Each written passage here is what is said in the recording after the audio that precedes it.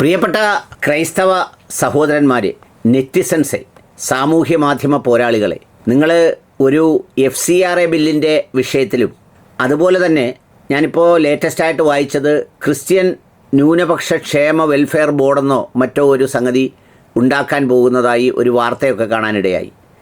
ഇത്തരം വാർത്തകൾക്ക് താഴെ വന്ന് സഭയെയും സഭാപിതാക്കന്മാരെയും ഒക്കെ വല്ലാണ്ട് തെറി പറഞ്ഞ് ആവേശം കൊണ്ട് ഇവനെയൊക്കെ ഇല്ലാതാക്കണം, അവനെ നശിപ്പിക്കണം, ഇവനൊക്കെ ചൂഷകനാണ് എന്നൊക്കെ പറഞ്ഞ് എഴുത്തെഴുതി അഭിരമിക്കുന്നത് കാണാനിടയായി.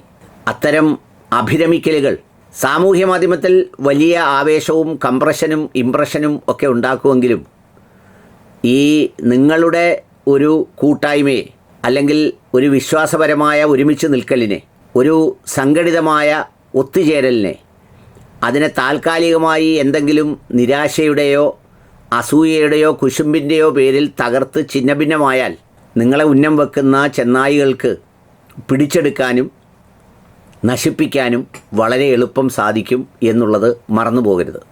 ഇപ്പോൾ FCRA നിയമം കൊണ്ടുവരുന്നതുമായി ബന്ധപ്പെട്ട് ചിലരെങ്കിലും സഭാപിതാക്കന്മാരെയൊക്കെ തെറി വിളിച്ച് സഭകളെയൊക്കെ പിടിച്ച ഒരു കോടിക്കണക്കിന് രൂപ കൊണ്ടുവന്ന് അങ്ങനെ ചെയ്തു ഇങ്ങനെ ചെയ്തു എന്നൊക്കെ പറഞ്ഞാൽ ഇതുണ്ട്.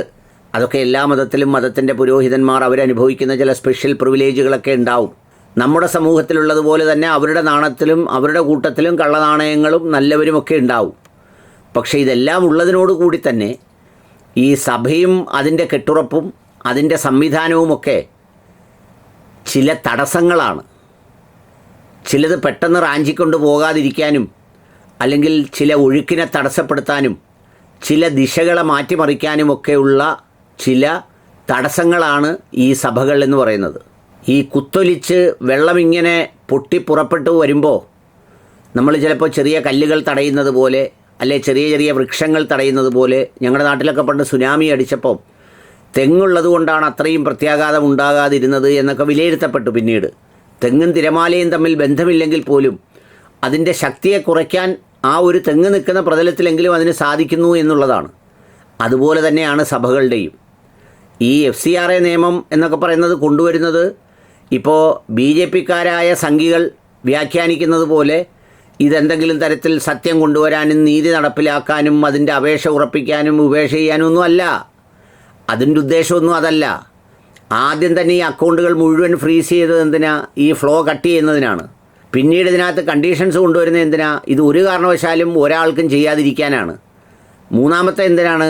എന്തെങ്കിലും തരത്തിൽ ഇതിന് മുമ്പ് കിട്ടിയിട്ടുണ്ടെങ്കിൽ അതുകൂടി തുരക്കാനാണ്. അല്ലാതിപ്പോൾ നമ്മുടെ BJPക്കാരായ രാജ്യസഭയും മന്ത്രിസ്ഥാനമൊക്കെ മോഹിച്ച് നിൽക്കുന്നവർ പറയുന്ന ചില കാര്യങ്ങൾക്ക് വേണ്ടിയൊന്നുമല്ല. പിന്നെ ക്രിസ്ത്യൻ ക്ഷേമ ന്യൂനപക്ഷ ബോർഡെന്നൊക്കെ പറഞ്ഞ് ഉണ്ടാക്കിക്കൊണ്ട് വരുന്നത് വഖഫ് ബോർഡിനെ പോലെ പ്രോപ്പർട്ടി രജിസ്റ്റർ ചെയ്യാനും അത് കണക്കാക്കാനും അത് കണക്കിൽപ്പെടുന്നതാണോ എന്ന് പറയാനും, നാളെ വഖഫ് ബോർഡിൽ വഖഫ് ഭൂമിയൊക്കെ രജിസ്റ്റർ ചെയ്തപ്പോൾ അതെല്ലാം അപ്ലോഡ് ചെയ്യണമെന്നൊക്കെ പറഞ്ഞ നിയമങ്ങളൊക്കെ കൊണ്ടുവരാനാണ്. അപ്പോൾ എന്തു ചെയ്യും? അതിൻ്റെ ഈ ഭാഗപത്രവും കാലാവധി കഴിഞ്ഞ കരാറുകളും ഒക്കെ പലതരത്തിലേക്ക് കൊണ്ടുപോയിട്ട് കുഴച്ച് മറിച്ച് അത് കൈകാര്യം ചെയ്യാനാണ്. പിന്നെ ഇപ്പോൾ ഇവിടെ കൊണ്ടുവന്നപ്പോൾ ഈ സമയം എന്തിനാണ് തിരഞ്ഞെടുത്തതെന്ന് ചോദിച്ചാൽ ഈ ബില്ലിന് അങ്ങ് പശ്ചിമ ബംഗാളിലും ആസാമിലും പ്രയോജനമുണ്ട്, അതുകൊണ്ടാണ് കൊണ്ടുവന്നത്. എന്നാൽ ഇവിടുന്ന് ഒരു പ്രശ്നം ഉണ്ടായപ്പോൾ തൽക്കാലത്തേക്കൊന്ന് വലിച്ചു വെച്ചു എന്നുള്ളതല്ലാതെ അത് ആത്യന്തികമായി അവരുടെ ഒരു ഫിലോസഫിയുടെ ഭാഗമാണ്.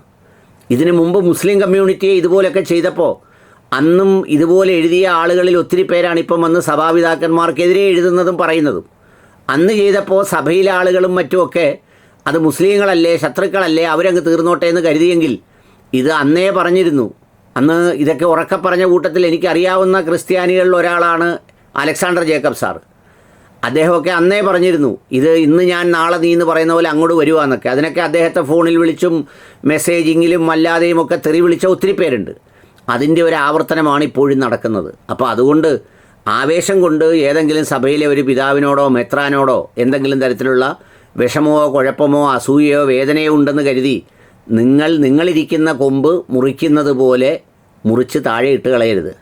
നിങ്ങളുടെ ചിറകിലാണ് വിശ്വസിക്കേണ്ടത്, അല്ലാതെ ചില്ലയുടെ കരുത്തിലല്ല. ചില്ല നിങ്ങളെ മോഹിപ്പിക്കും, അത് നിങ്ങളെ ബലത്തിന് വേണ്ടിയാണെന്ന് പറയും, നിങ്ങളെ അതിൽ ഇരുത്താമെന്ന് പറയും. പക്ഷേ അത് മോഹിപ്പിക്കൽ മാത്രമാണ്. ചിറകിലാണ് നിങ്ങൾ വിശ്വസിക്കേണ്ടത്. മുൻകൂട്ടി പറഞ്ഞു എന്നേ ഉള്ളൂ.